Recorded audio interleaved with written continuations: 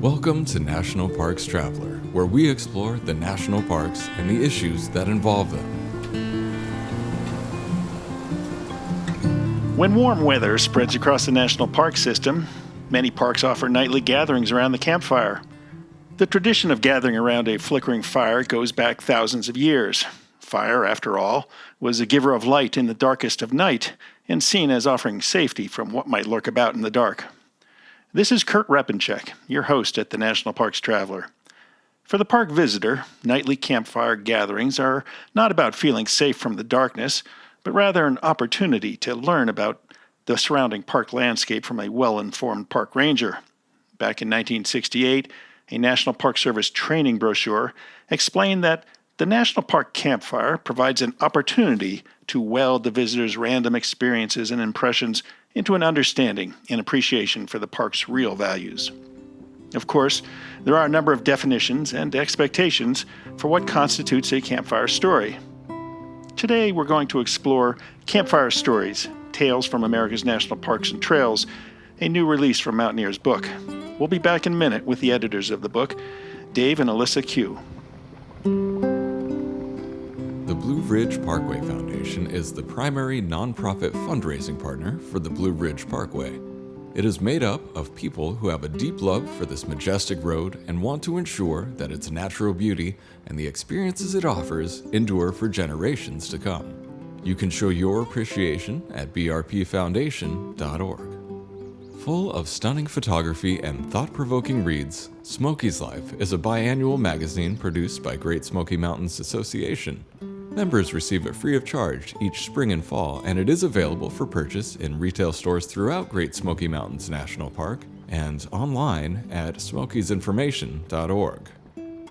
Whether it be strategy, business planning, change management, board development, executive search, or diversity planning, Potrero Group is here to help.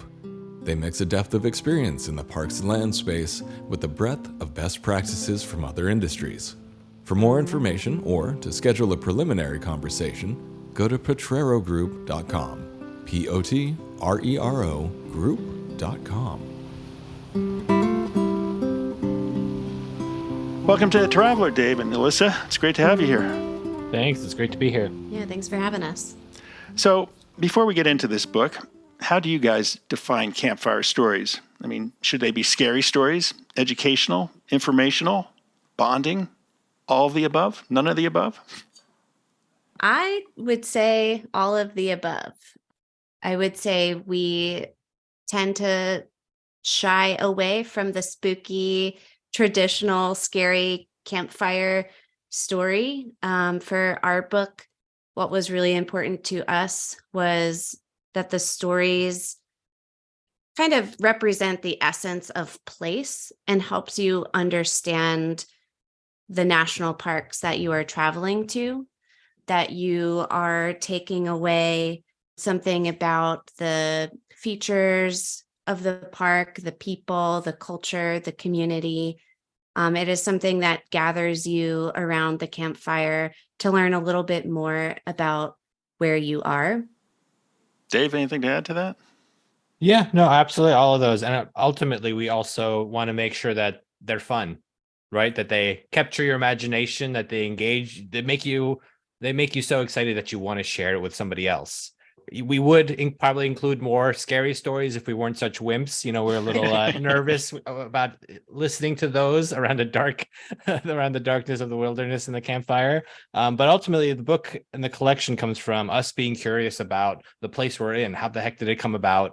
What does it take to maintain these places? And what makes these places so special?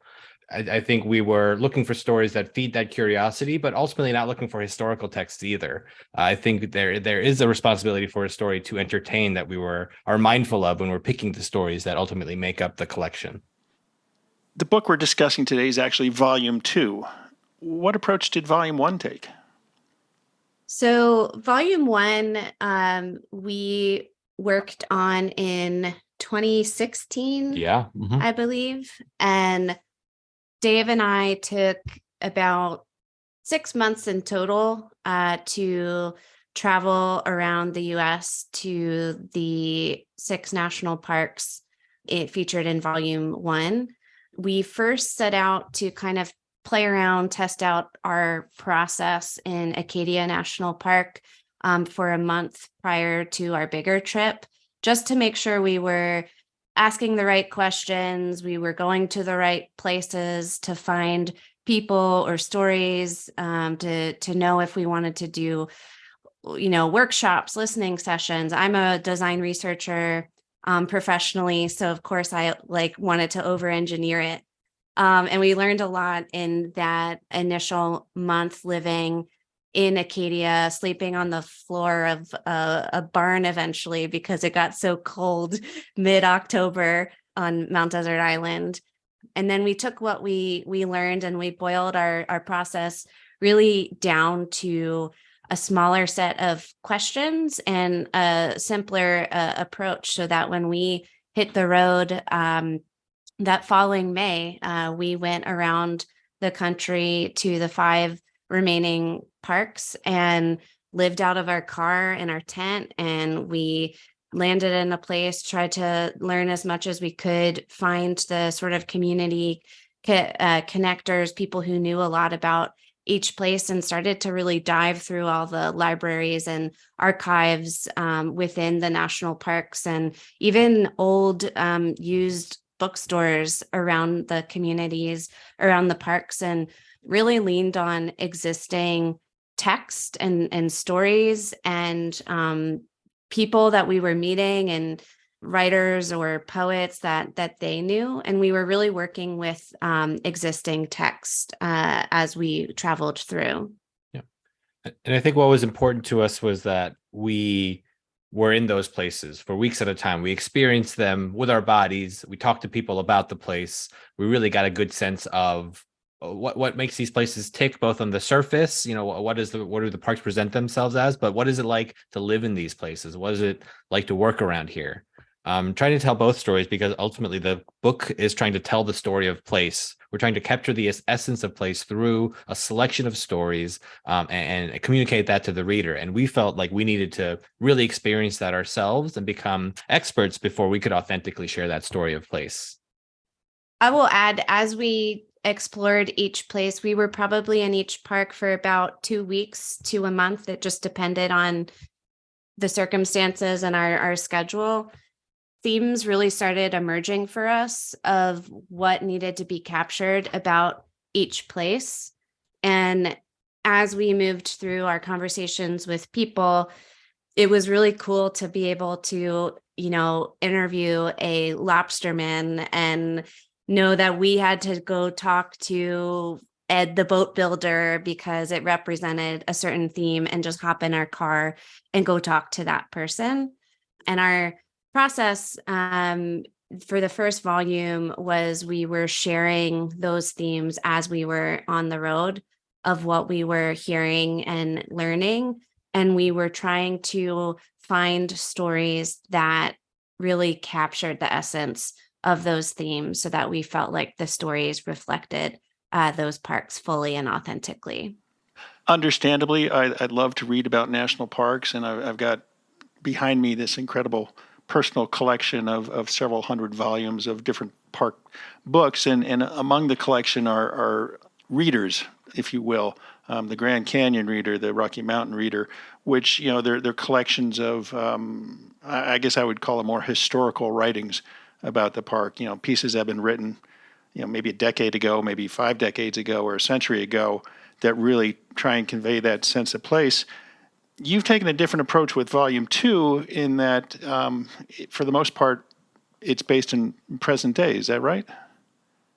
Correct. There are some historical pieces in the book still, and those pieces to us feel very timeless. They represent place now and then, but we took a different approach for a couple of different reasons for Volume 2. So, yeah, at the start of creating this series, even with Volume 1, it was important to us to get a range of perspectives when it came to national park stories. And we wanted to make sure that we were not only sharing a specific point of view. We found that, we wanted text from more women, people of color, and it was really hard to find that in libraries and archives, because that requires some level of curation of thinking about which texts, which narratives, which stories are important to preserve and keep. And we had a really hard time finding those diverse voices with the resources that we had available to us that first time around. So we always had in the back of our mind, like if we could ever do this again, if we ever did a volume 2, like we would do this really differently so that we could make sure we had those different voices represented in the volume. I think we did a pretty fine job with what we had that was available to us the first time around. It was really important to us. But the second time around, we kind of leveraged a really unique situation of a global pandemic to reach more people and create more opportunity to invite others to write stories for volume 2. This is Kurt Repenchek. We're talking today with Dave and Alyssa Q, who are the editors of a new book just out on April 1st, Campfire Stories, Tales from America's National Parks and Trails, Volume 2. We're going to take a short break and we'll be right back. Listener and reader support make National Parks Traveler possible every day of the year. If you enjoy the Traveler's content, please consider a donation via nationalparkstraveler.org. Washington State is graced with 3 spectacular national parks, each different and special in their own unique ways. As the official nonprofit partner and the only philanthropic organization dedicated exclusively to supporting these parks through charitable contributions, Washington's National Park Fund has a mission to raise private support to deepen everyone's love for, understanding of, and experiences in Mount Rainier, North Cascades, and Olympic National Parks. Share your passion for these parks at WNPF.org. Acadia National Park is one of the 10 most popular national parks in the United States. It is also one of the smallest and most vulnerable. That's why Friends of Acadia exists. Friends of Acadia is an independent organization of passionate people inspiring those who love this magnificent park to make a real and lasting difference for Acadia. You can make a difference too at friendsofacadia.org. The Everglades Foundation, the only organization whose sole mission is to restore and protect America's Everglades. Learn more at evergladesfoundation.org.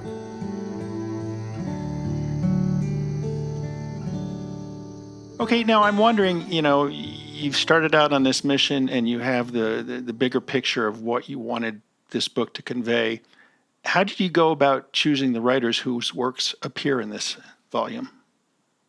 That's a great question. We had a multifaceted approach, just because we knew we would need to shake the source material, shake multiple sources, look in all sorts of places before we would find the types of stories we were looking for. So one was, I guess we had a call for submissions. We just put the call out and asked people to submit their stories, and that was in 3 categories. One was you could submit a story that you already wrote about one of the national parks we were focusing on in this next book. The second line was we were looking for commissions. We were looking to commission a story. So we'd ask for writing samples, and kind of get a sense of, what's this person's voice, what's the writing style like, and do we want a new story from this person? And the caveat was that you would have to have experienced these places firsthand before we would look for a new piece of writing from you. And the third was we were able to, thanks to a Kickstarter campaign, able to offer a modest travel stipend, really acknowledging the fact that there is an income gap. There's a lack of accessibility. It's hard to get to these places. As beautiful as they are, they're a little out of reach if you don't have the material wealth to get yourself to those places, to have the equipment to stay there for a while, to have just the idea of taking time off to enjoy these places. So the money that we offered didn't cover all those expenses, but it just allowed a different type of writer to go and experience these places firsthand, so they might be able to contribute a story to this collection. And I'll add, for our call for submissions, it was available for any writer, for all people to submit a story, to apply, to write a story, or to travel. But we made a specific push to invite people who are part of the BIPOC, LGBTQ plus communities to apply. And we, socialized that opportunity in a lot of existing communities and groups focused around those audiences in the outdoors, and asked that people please share and apply. And that invitation, we felt like, was really important because historically these audiences are often left out of the story, left out of the narrative.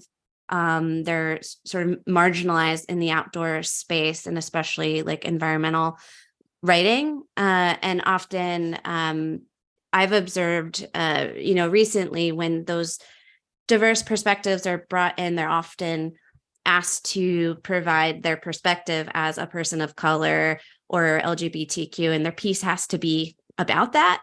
And that wasn't what we were looking for. We felt like it was important for them to share their story, a story, but the piece it had the freedom of, we didn't need the piece to be about that identity in the outdoors.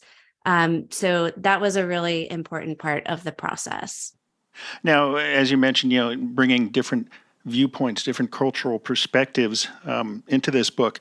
In Canyon Dreams, Deborah Jackson Taffa compares the outdoors that her Native American father encountered in the 1950s in the Southwest with her experience upon returning to Arizona and visiting Grand Canyon National Park. One of the passages she writes, "My ancestors had wandered through the land's beauty freely for centuries. It was their place to pray, but now it felt overrun, and I realized the disparities in access were not only racial, but economic.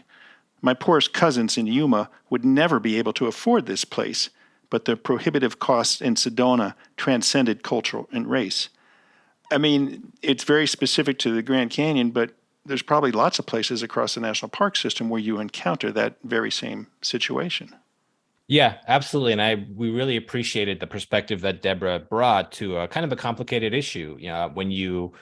I think we've only talked about the national parks as a great experiment with great results, but there are complications that arise when you kind of draw a border around a piece of land and say, this is now preserved park land. And I think with the book, we're trying to say that this is special, but for a lot of people, this also brings up some complications. It's not purely austere to go back and visit these places. There are mixed emotions that you might bring to these places. And I think we want to celebrate the park's idea and the national parks as a continuing project, but we also want to bring up these other perspectives, these other ways of looking at the same project and the same national park idea, and certainly give voice to those perspectives as well. No, absolutely. And it transcends one culture because you've got displacement. I mean, you look at Great Smoky Mountains National Park, and the Cherokee people were driven out of there. You go up to Shenandoah National Park, and it was a lot of the white settlers, so to speak, who were forced out of the park. So it's not necessarily specific to one race. It transcends a lot of different places, and to get those different voices in there. Yeah, in the first book we did Great Smoky National Park, and we wanted to we structured that section to include both those displacements. The displacement of the Appalachian settlers in order to make the park, but also the displacement 100 years before of the Cherokee and the Trail of Tears. Both of those were necessary to create the park, and now we get to enjoy this park today, but not without those sacrifices. I think one of the really fun parts of the Grand Canyon chapter is the conversation that's sort of happening between the different perspectives in the stories we selected. In Deborah's piece, she remarks, in the end of a couple that is running barefoot through the canyon, and, they're injured. And I'm blanking on the order of stories, but I think it's the next story is a barefoot walker who, celebrates this way of engaging and feeling the earth. And in another piece, we have Mary, who was a volunteer firefighter, who then is a person who goes and rescues people who are injured on the trail. That was very intentional to make sure that we're showing the different dimensions and perspectives of those different experiences within the parks. And I think that that is truly felt and conversational in that Grand Canyon chapter. We're talking today with David and Alyssa Q, who are the editors of a new book from the Mountaineers Press, Tales from America's National Parks and Trails, Campfire Stories, Volume 2. We're going to take a short break and we'll be right back. With Interior Federal Credit Union, you can rest assured your funds are safe. Credit unions are insured by the National Credit Union Administration, the NCUA, which means that your accounts have insurance up to $250,000. Our members haven't lost a penny of insured funds. Stay protected and join today at interiorfcu.org. The Yosemite Conservancy helps visitors connect with Yosemite through adventures, volunteering, and the arts. It's the only nonprofit dedicated to supporting Yosemite National Park and funds grants to improve trails, restore habitat, protect wildlife, and inspire the next generation of nature lovers. Learn more at yosemite.org. The Grand Teton National Park Foundation is a private, nonprofit organization that supports projects that protect and enhance Grand Teton National Park's cultural, historic, and natural resources. By funding initiatives that go beyond what the National Park Service could accomplish on its own, Foundation donors improve the visitor experience and provide benefits to the National Park System for decades to come. See their successes at gtnpf.org.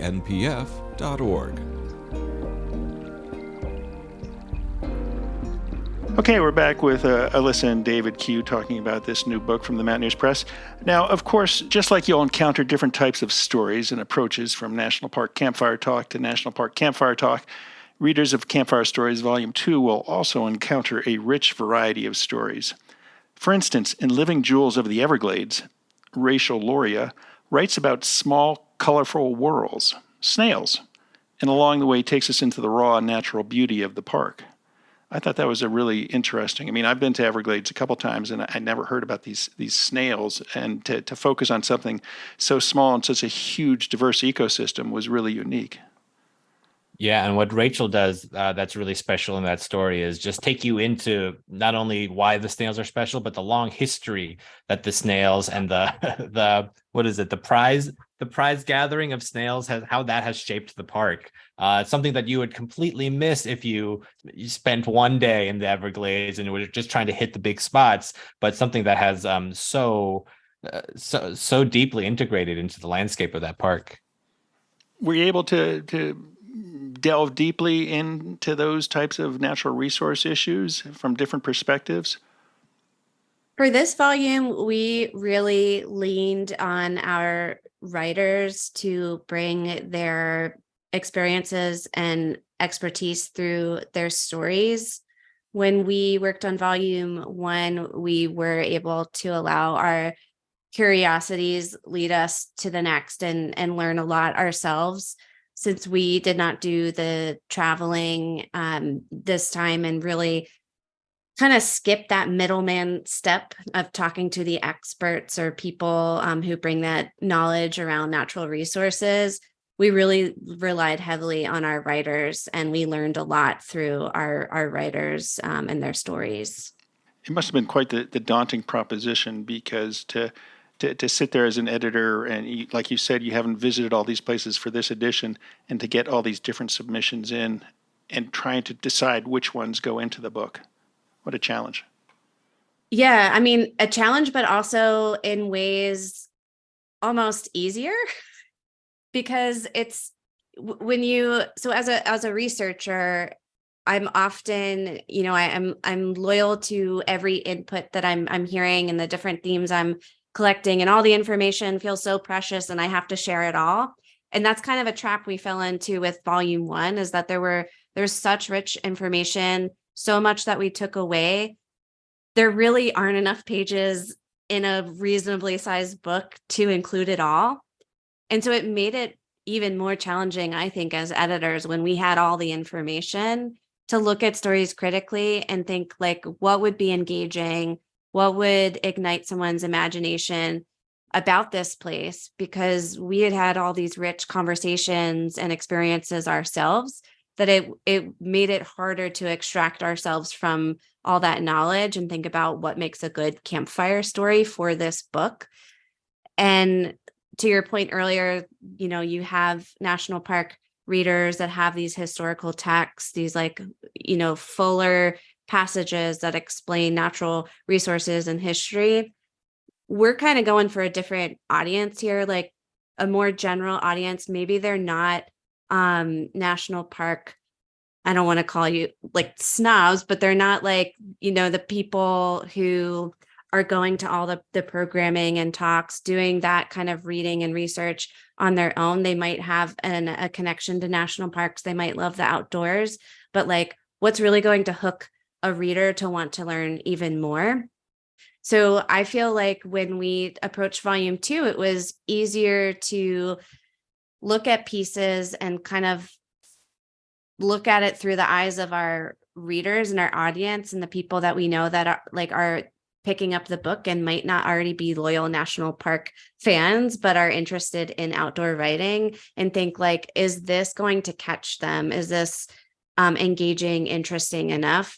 So in a way, it kind of it made that process a lot more efficient. Now, Native American impressions are so valuable as today's generations try to come to understand those perspectives of the national park system, because as David mentioned earlier, these places weren't always surrounded by nice, tidy borders or nice, crooked borders. Harvest Moon brings some of those perspectives across in Glukeek Legend. I hope I got that right. A short story based in Olympic National Park. Why did you include that story? Oh my gosh. I would say working with Harvest Moon, for starters, was probably one of the greatest joys of this whole process. She is so wonderful and so communicative and was so supportive and helpful through the whole process. As a side note, it was fun working with her because one of the things that made including contemporary voices and doing this process remotely during a global pandemic happen was that we kind of stole this line from one of our contributors that our lives suddenly became one big Zoom meeting, and it was easier to access people and have conversations that we could only have with people like traveling to the parks. Like now suddenly we could reach them through Zoom and email. But Harvest Moon was one of the people that didn't have access for reasons of service and getting to a computer to talk with. So we had to move at a different pace and communicate in different ways. And it was just always a surprise and just generally lovely. We would get like handwritten stories, literally on lined paper. She would joke about sending us smoke signals, and we just loved working with her. So I will just say that was one of the highlights of this process. And I could answer more directly in that we were looking for a Sasquatch story. It just kept coming up again and again as something that's important to this region. Maybe the creature lives in this region, and there are a lot of sightings and stories that just kind of keep coming up.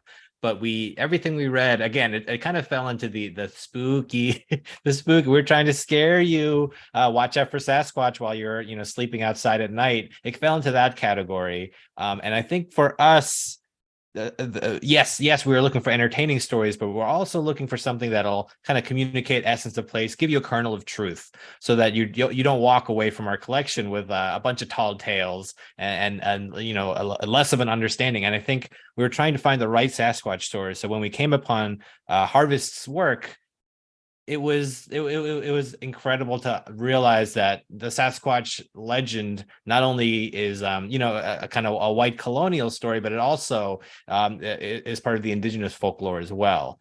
So to hear Harvest tell it and to find a version, and I think we ultimately found this as a spoken word performance that Harvest gave us her blessing to transcribe. And then once we transcribed it, we realized, okay, this still reads pretty well. Sometimes those formats don't kind of cross over, but this still reads pretty well. And her perspective and her kind of her perspective as an indigenous storyteller gave the Sasquatch narrative a little more, I guess, life, a little more length, a little more authenticity for us to want to kind of find a way to include this into that chapter.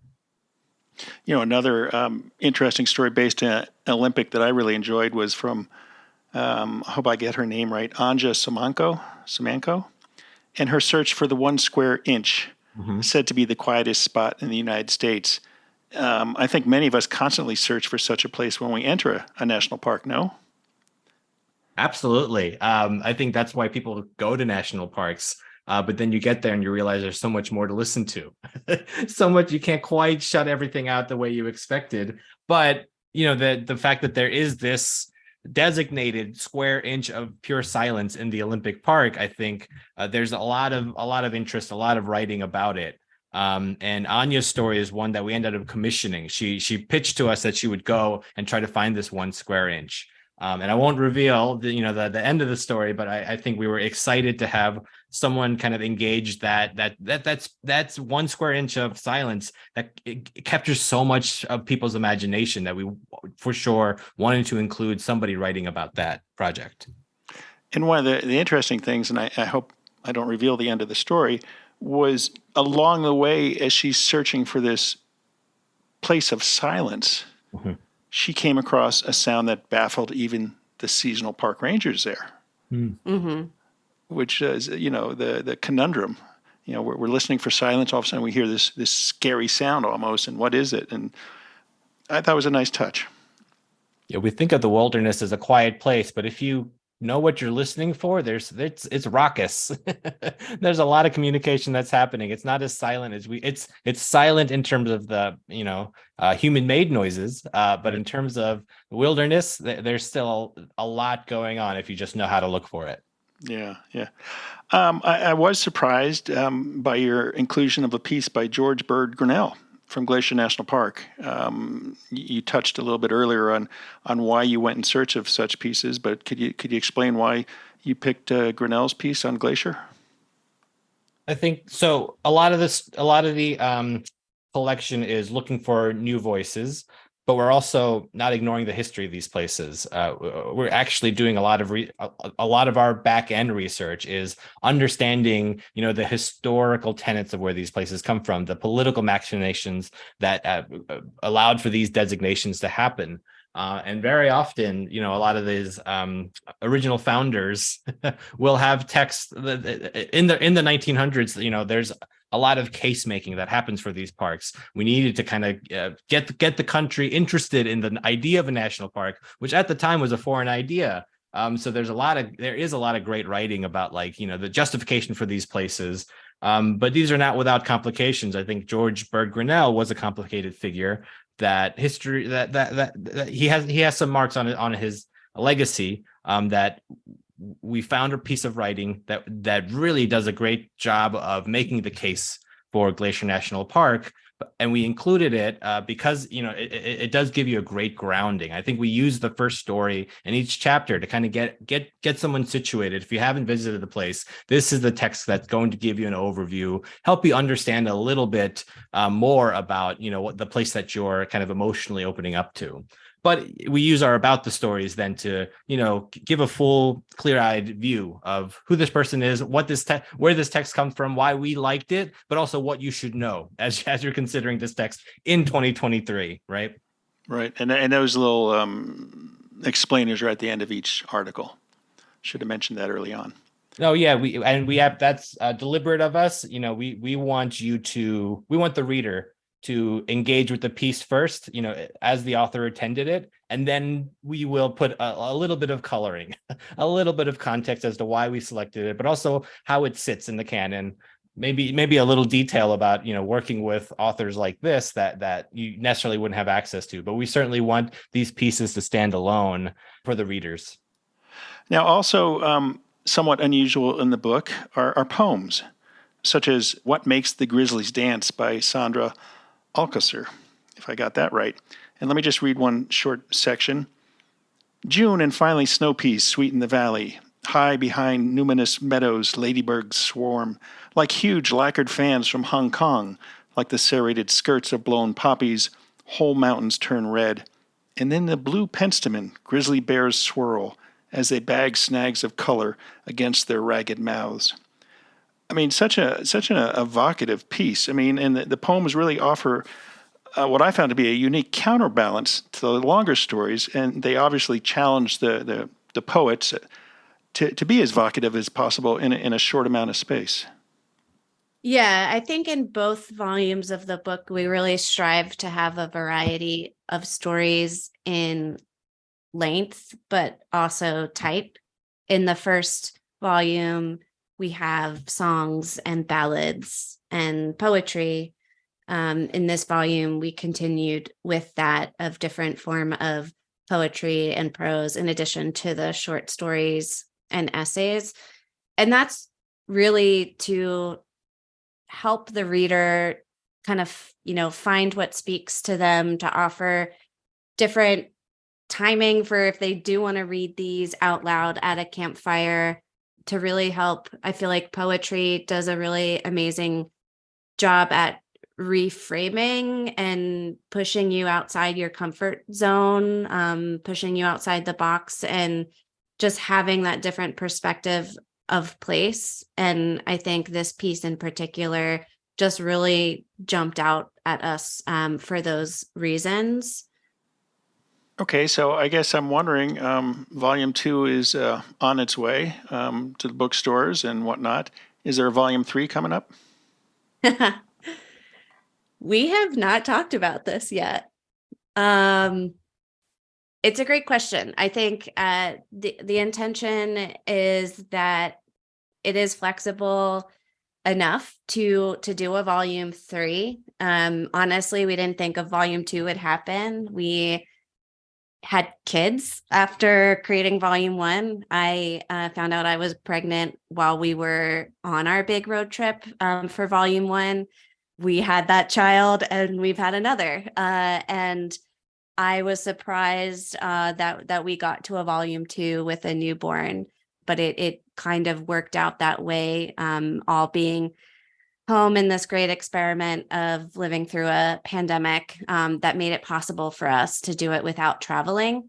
And I think that the things that made it possible for us then is true for a volume 3. However, I think that we've learned, what the strengths are and what the weaknesses were in working in that way. And I could imagine a sort of hybrid version where we are able to travel, but also use our new tools and techniques to reach more contemporary writers and invite more people to share their stories. So I would say not off the table, not immediately on the table, but I am sure there are many more stories to be told from many more parks. So we can leave it there. Absolutely, I would agree. I've been a writer for a long time, dating back to the last century. And with the National Parks Traveler, I've always struggled at times to find a new way to tell stories about the parks.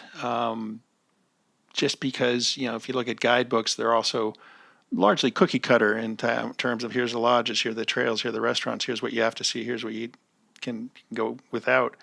And, I applaud you guys for what you've done, because you have found a new approach to writing about the national parks and interpreting the national parks for the readers, and getting new generations and diverse generations hooked to go visit the national parks.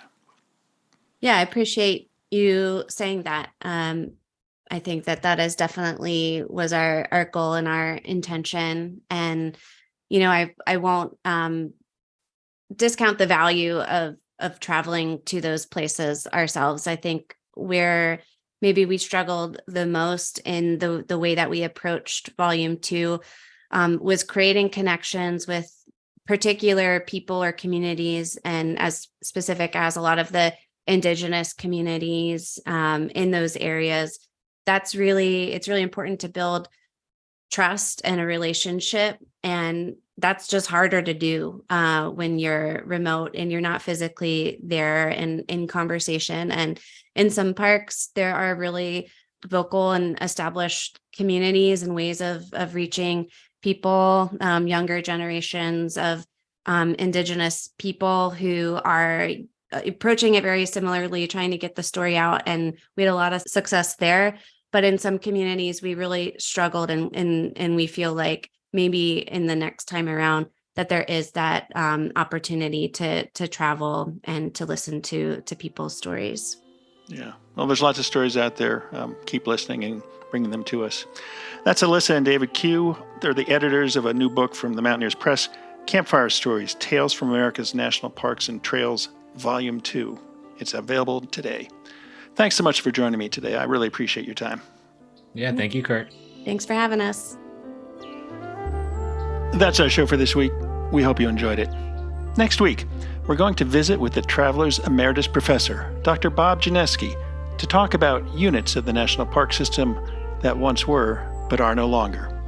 For The Traveler, this is Kurt Repenchek. See you in the parks.